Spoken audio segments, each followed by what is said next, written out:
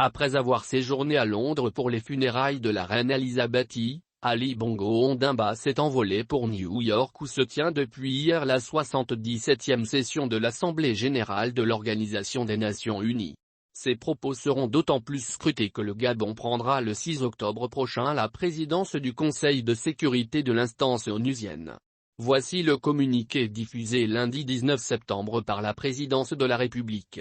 Cette réunion de haut niveau est organisée à l'occasion du 30e anniversaire de l'adoption de la Déclaration des droits des personnes appartenant à des minorités nationales ou ethniques, religieuses et linguistiques, conformément à la résolution 76/168. Par ailleurs, cette réunion de haut niveau qui verra la participation de souverains, de plusieurs chefs d'État et de gouvernement ainsi que de diverses autres personnalités, sera consacrée à la célébration et à la promotion de la Journée internationale pour l'élimination totale des armes nucléaires d'une part et, à un sommet sur les objectifs de développement durable et la transformation de l'éducation d'autre part. À noter que le président de la République présentera son allocution lors du débat général, le 21 septembre 2022 sur le thème Un moment décisif des solutions transformatrices à des défis interdépendants. L'intervention du chef de l'État se tiendra dans un contexte caractérisé par des défis multiformes, notamment celui de la pandémie de la Covid-19 et ses impacts qui ont touché tous les pays du monde d'une part, et la persistance des menaces à la paix et à la sécurité internationale d'autre part.